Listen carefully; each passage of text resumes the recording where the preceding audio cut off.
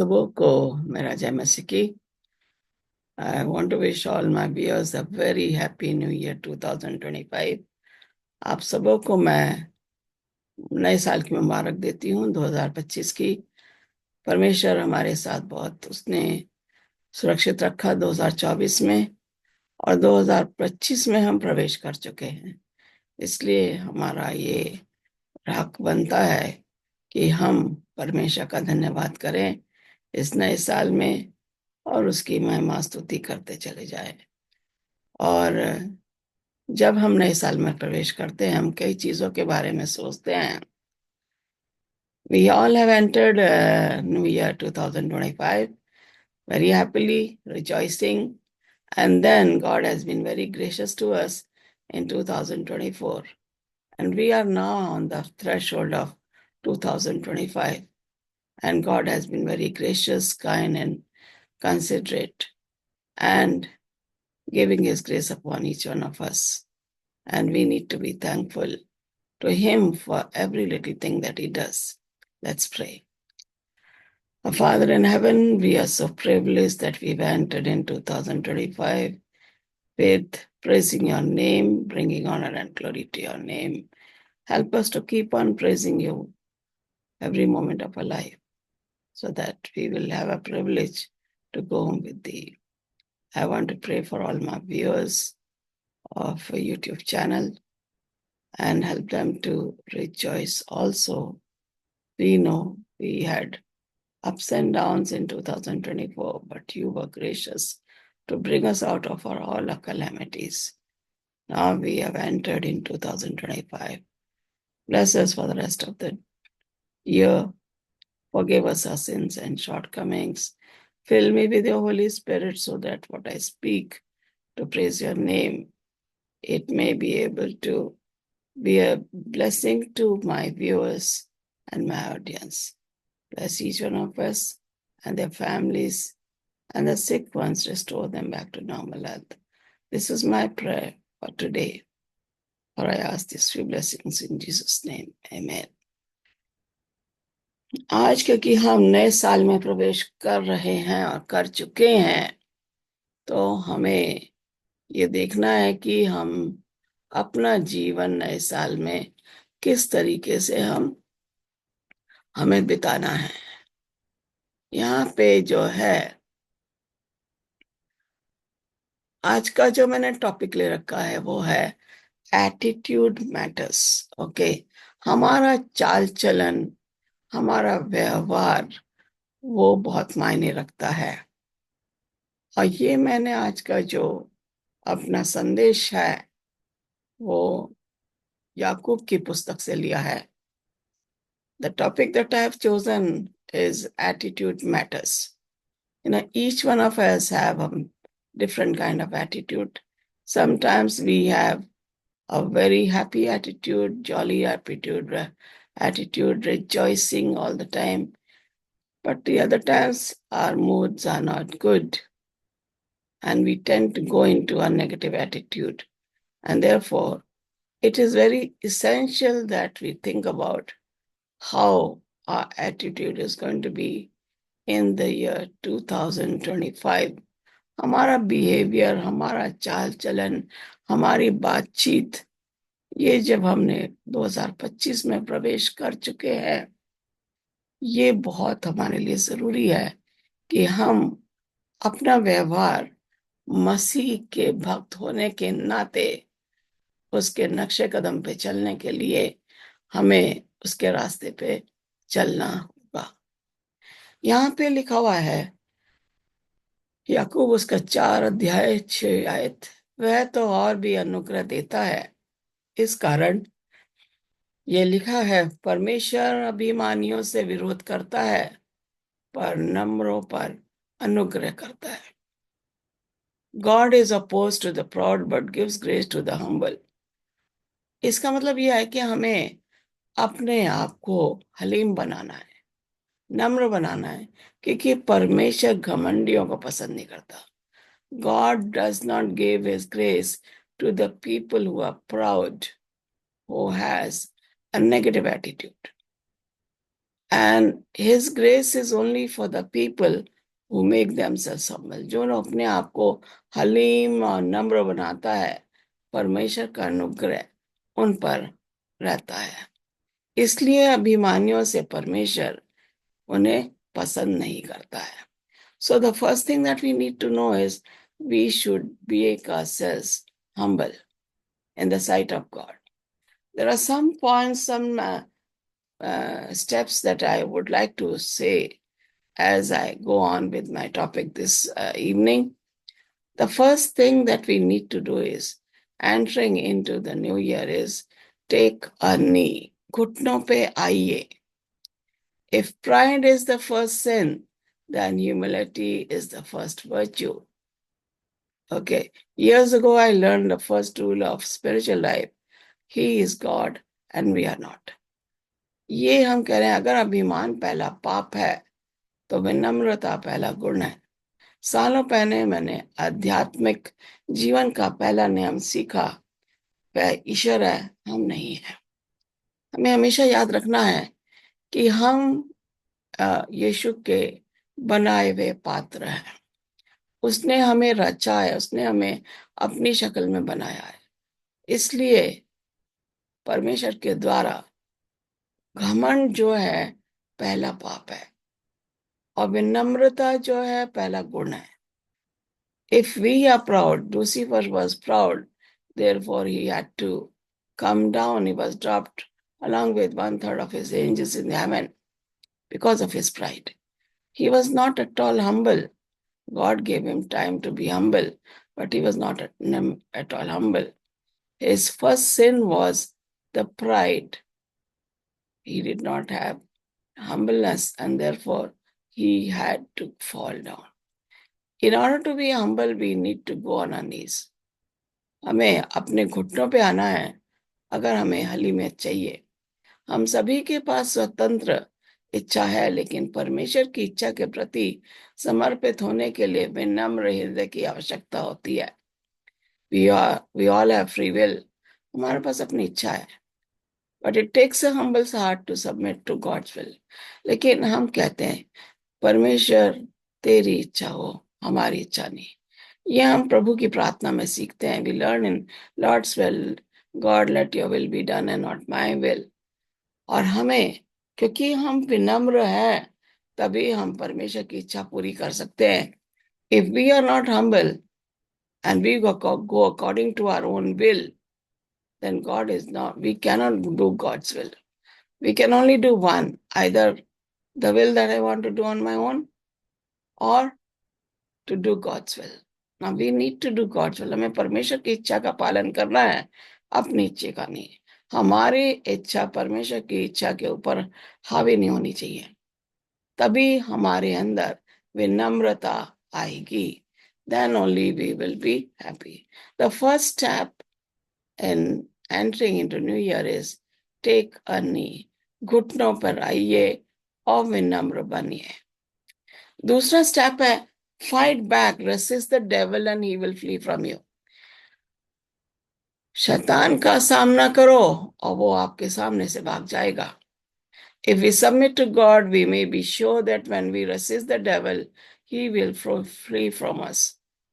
जब हम परमेश्वर के अधीन हो जाते हैं तो वो हमें हिम्मत देता है और शैतान को हमसे दूर करता है।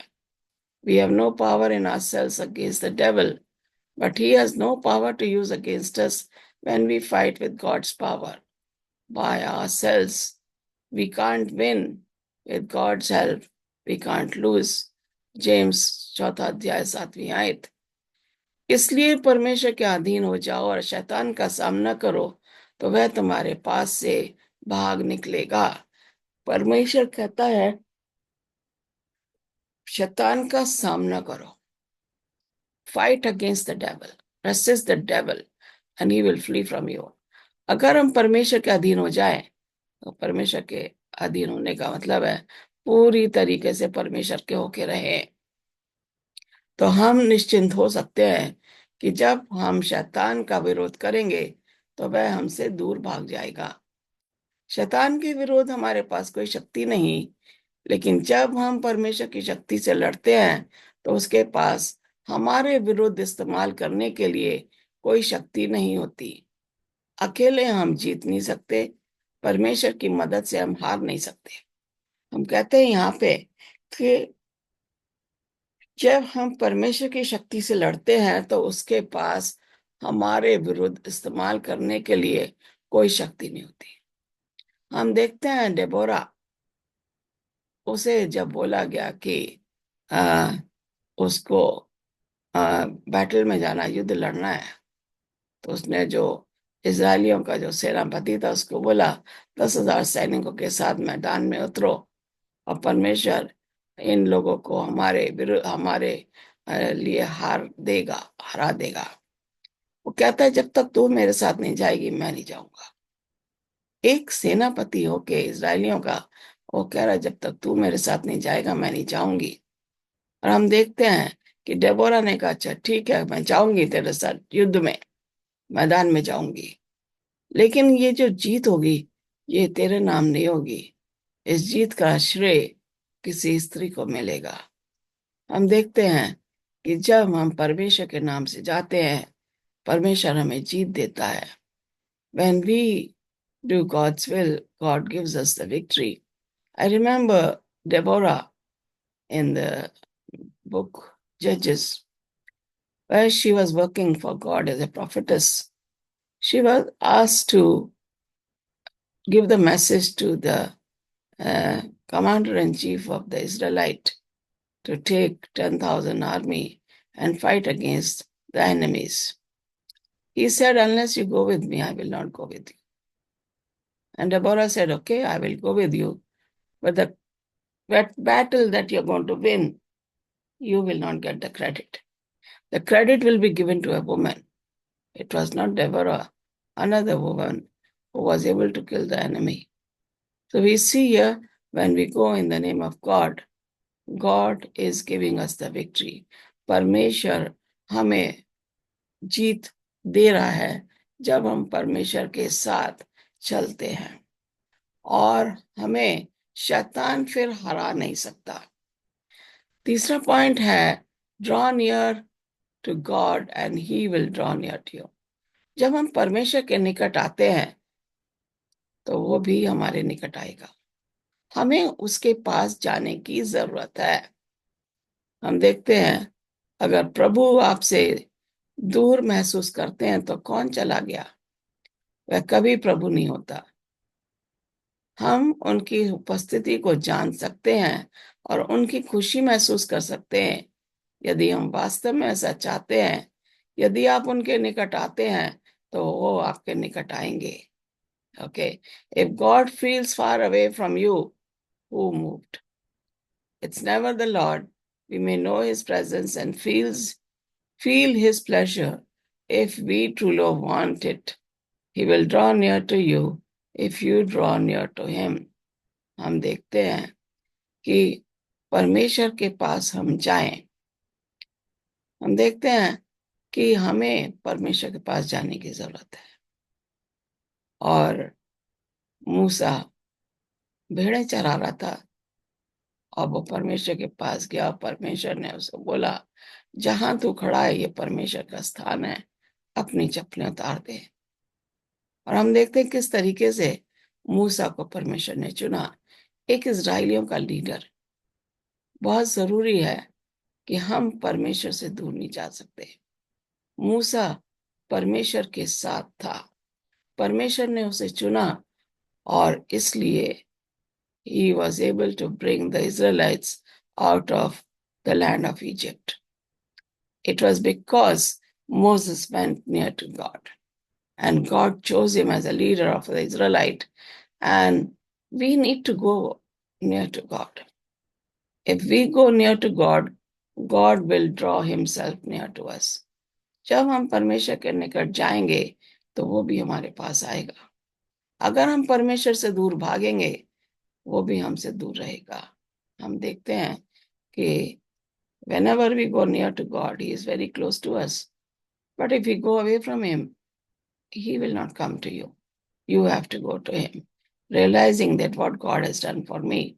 And if we do that, definitely we need to draw ourselves near to God. हमें परमेश्वर के पास जाना है और वो तभी हमारे पास आ सकता है. चौथा पॉइंट जो यहाँ पे दिया है वो है clean up, cleanse your hands and you Sinners and purify your hearts and your double minded. नए प्रवेश साल में हम प्रवेश कर चुके हैं. हमें अपने मन शुद्ध करने, हमें अपने हाथ साफ रखने हैं. हमारे जो दिल है उसमें दो विचार नहीं होने चाहिए. हम सोचते कुछ है, करते कुछ है, ये ऐसा नहीं चाहिए. परमेश्वर के निकट आओ तो वह भी तुम्हारे निकट आएगा. हे पापियों, अपने हाथ शुद्ध करो, और हे दुखियों लोगो, दुचित लोगो, अपने हृदय को पवित्र करो. दुचिते का मतलब दो डबल माइंडेड. हम बोलते कुछ है, करते कुछ है. हमें अपने हाथ साफ करने चाहिए क्योंकि वे पाप से गंदे हैं. हमेशा हमारा हाथ गंदगी की ओर जाता है. हमें उन हाथों को शुद्ध करना है. हमें अपने दिलों को शुद्ध करना चाहिए क्योंकि वे विभाजित हैं और हम विचलित हैं. ओके, हमारे दिल भी शुद्ध होने चाहिए. जब भी परमेश्वर ने इज़राइलिट्स को बुलाया कि तंबू के पास आओ, उनको एक दिन पहले नहाना और अपना सारा कुछ साफ करके परमेश्वर के सामने खड़ा होना पड़ता था. तभी वो परमेश्वर के सामने खड़े रहते थे. He says, we need to clean our hands because they are dirty with sin. We must purify our hearts because they are divided and we are distracted. Our hearts are divided. If we look at, my heart has something else inside, but outwardly I'm speaking something else. This is what unpurified heart. जब हम सोचते कुछ हैं, करते कुछ हैं, हम परमेश्वर की इच्छा के विरुद्ध जा रहे हैं. हमारे मन शुद्ध नहीं है, हमारे हाथ शुद्ध नहीं है, हमारे पाप गंदगी से भरे हुए. इसमें कई तरह के हम पाप कर लेते हैं हाथ से. हम देखते हैं पैर हमें गंदगी की ओर ले जाता है, हाथ हमें गंदगी इसके काम में लगा देता. हम देखते हैं कई बुरी आदतें जो हैं वो इंसान को उसके हाथ से ही कराती हैं. उसके पैर गंदगी की ओर बढ़ जाते हैं. Our hands are full of sin. We do many things from our hands which are against the good things of God, which are evil in the sight of God. And therefore, our hearts are also divided and we get distracted. परमेश्वर के पास आने के बजाय हमारे मन शुद्ध ना होने की वजह से हम परमेश्वर से अपने आप को दूर कर लेते हैं. परमेश्वर कहता है, clean up, cleanse your hands you Sinners. हम पापी हैं, हमें अपने आप को शुद्ध करना है और हमारे मनों को शुद्ध करना. Purify your hearts and U double minded. हमारे अंदर एक ही आइडिया होना चाहिए. जैसे हम अंदर से हैं वैसे ही हमें बाहर से भी होना है. What we are inside, the same should be outward also.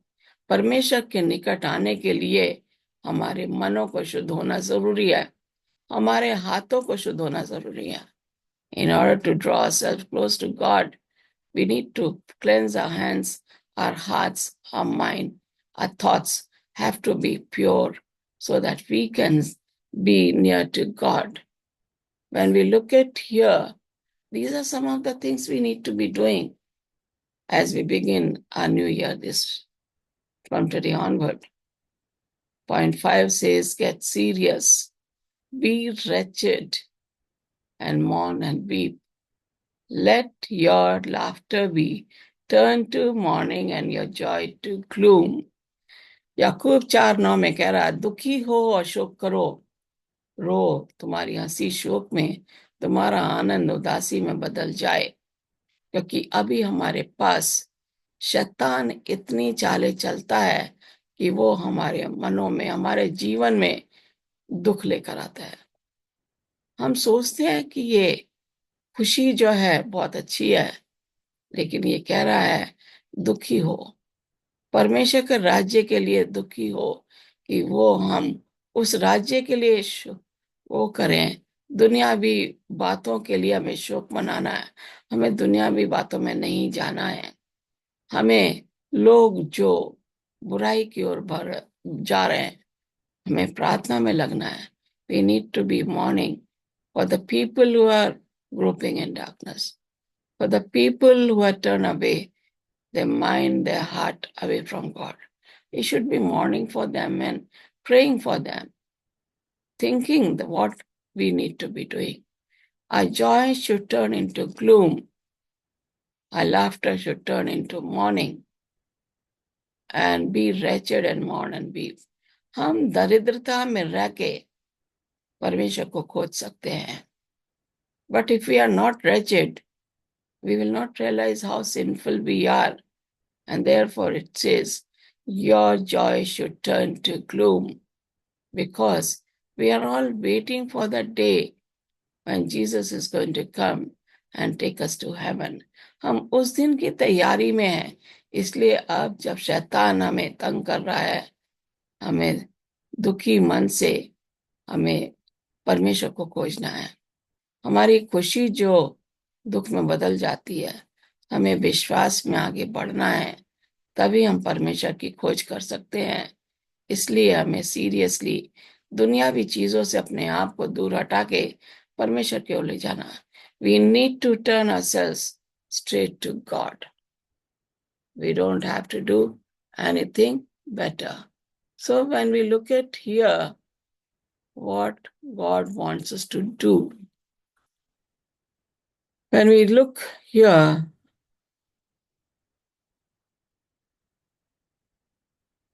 okay, ये हमें बताता, बाइबल हमें बताती है कि पाप ने मानव जीवन के हर हिस्से को संक्रमित कर दिया है, कि हम आध्यात्मिक रूप से मृत, आध्यात्मिक रूप से अंधे, खोए हुए, परमेश्वर से अलग हो चुके हैं, दुनिया में आशाहीन हैं.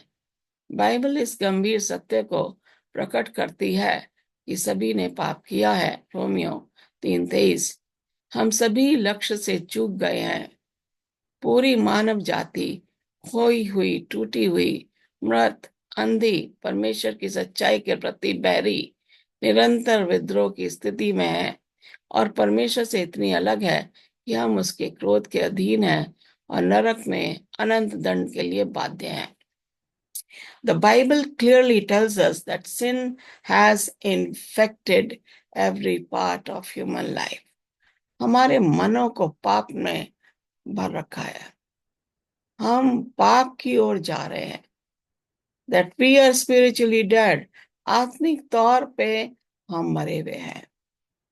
शारीरिक तौर पे हम जिंदा हैं, लेकिन हम पाप की ओर जाते हैं तो आत्मिक तौर पे हम मरे हुए हैं. We are spiritually blind. We are lost in the world. We are separated from God. परमेश्वर से अलग हो गए हैं हम खो गए हैं दुनियावी बातों में, दुनियावी चीजों में, दुनियावी की चमक धमक में हम खो गए हैं. हमने अपने आप को परमेश्वर से अलग कर लिया है. Bible reveals the solemn truth that all have sinned. इसलिए बाइबल हमें बताती है कि हम सब ने पाप किया है. Romeo 3:23. We have all missed the mark. The whole human race is lost, broken, dead, blind, deaf to God's truth. पूरी मानव जाति उन्होंने दुनिया में खोकर अपने आप को परमेश्वर से अलग कर लिया है. परमेश्वर में वो मर गए हैं. परमेश्वर के वचन के लिए वो अंधे हो गए हैं. वो परमेश्वर के वचन के लिए बहरे भी हो गए हैं. वचन उनके पास है, लेकिन वो उसको मानना नहीं मांगते. We are deaf to God's truth. We are blind to God's truth, even though our eyes are open, but we are dead to God's truth.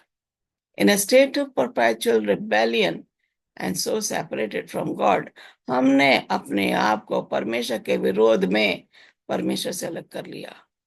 How can we go away from God?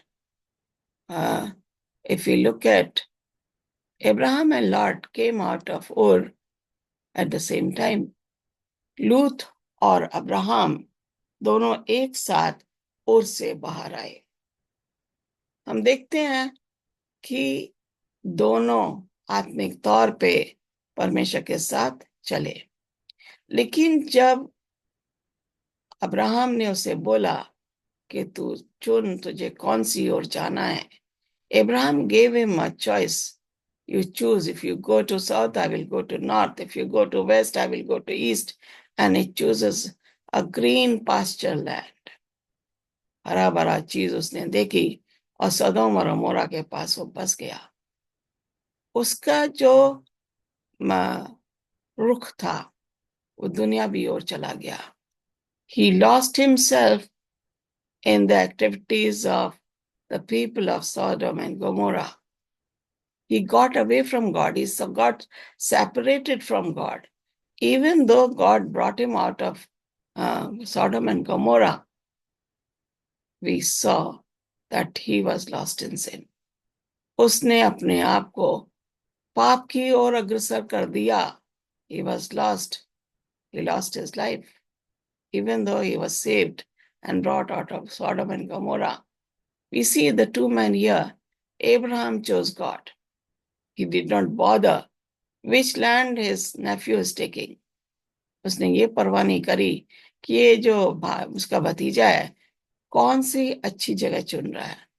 वो अपने आप भी चुन सकता था क्योंकि वो परमेश्वर का सच्चा भक्त था। He was the chosen vessel of God. God did not call Lot. He only called Abraham. Lot chose himself to come with Abraham, but he lost himself in the ways of the worldly people of Sodom and Gomorrah. Abraham को बुलाया गया था परमेश्वर ने ओर से, लेकिन लूत भी उसके साथ आया। लूत ने दुनिया को चुना, अब्राहम ने परमेश्वर को चुना। लूत के रास्ते दुनियावी थे, अब्राहम के रास्ते परमेश्वर की ओर थे। परमेश्वर ने अब्राहम को बरकत दी उसके विश्वास के कारण, क्योंकि उसने अपना इकलौता बेटा भी परमेश्वर के सामने कुर्बानी देने से इनकार नहीं किया। लूत अपनी बेटियों के उसमें हो गया और इस तरीके से उसका जीवन बर्बाद हो जाता है।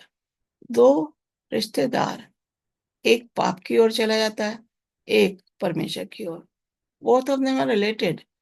Lot goes to the worldly things, he is lost in the world. But Abraham has chosen God and therefore he is known as the father of faith. We need to choose God today in spite of we falling in sin. The sixth point that I want to tell you, पर मैं प्रभु के सामने दीन बनो तो वह तुम्हें शिरोमणि बनाएगा, शिरोमणि gold. Stay low, humble yourself before the Lord and he will exalt you. हमें परमेश्वर के सामने अपने आप को अलीम बनाना है, अपने आप को ऊपर सब नहीं करना है। परमेश्वर हमें दूसरों के सामने ऊंचा उठाएगा, ये परमेश्वर का वायदा। वो हमें सोने के समान बना देगा, ये परमेश्वर का वायदा हमारे लिए। जब मेरे मित्र डॉन लॉफ कुछ साल पहले वर्ड ऑफ लाइफ के कार्यक्रमों के निर्देशक बने तो उन्होंने अपने गुरु हार्वर्ड हेड्रिक्स के से सलाह मांगी। उनका जवाब सरल था, नींद में लेट जाओ और मसीह की स्तुति करो। ये हम सभी के लिए एक अच्छा शब्द है, ये हम सभी के लिए एक अच्छा शब्द है। हम खुद पर गर्व कर सकते हैं या मसीह की स्तुति कर सकते हैं, लेकिन हम दोनों एक ही समय में नहीं कर सकते। When my friend Don Love became the executive director of the Word of Life a few years ago, he asked his mentor, Howard Hendricks, for his advice. His reply was simple: lie low and exalt Christ. That is a good word for all of us. We can brag on ourselves or we can exalt Christ, but we can't do both at the same time. हम परमेश्वर के साथ अगर हम चलेंगे तो हम परमेश्वर की हमें बड़ाई करनी है। जब हम सभी के लिए एक अच्छा शब्द है, क्या है? नींद में लेट जाओ, मसीह की स्तुति करो। कभी कभी रात में नींद नहीं आती, sometimes we are not getting the sleep. What we need to do then? Lie down and sing praises to God. Read Bible and praise God, and you will get a good sleep. We start reciting them words from the Bible, and God gives us the sufficient sleep for us to, when we get up, we feel fresh. हम खुद पर गर्व कर सकते हैं या हम मसीह की स्तुति कर सकते हैं। हम एक ही चीज कर सकते हैं, either we are proud of ourselves or we praise God. We cannot do both things together. Okay, lie low and exalt Christ. That's a good word for all of us. We can brag on ourselves. हम अपनी बड़ाई कर सकते हैं और we can exalt Christ. या हम मसीह की महिमा करें. But we can't do both at the same time. हम अपनी बड़ाई करें और परमेश्वर की बड़ाई करें, दोनों एक साथ नहीं कर सकते. We can only praise ourselves or we praise God, but we cannot do both. We can only choose one, to praise God and nothing else. And that is only possible when we humble ourselves before God. जब हम अपने आप को हलीम बनाते हैं, नम्र बनाते हैं, तभी हम परमेश्वर की भक्ति कर सकते हैं. परमेश्वर के सामने हम दीन बने तो वो हमें शिरोमणि बनाएगा. We can only exalt God when we humble ourselves before Him. Then we cannot. But if we choose to brag ourselves, हम अपने आप बड़ाई करें, तो परमेश्वर की बड़ाई नहीं कर सकते.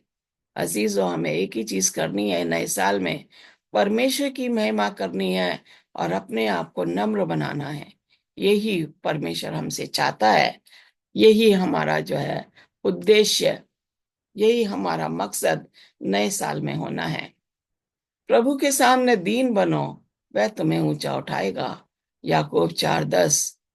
That is the greatest thing we need to do.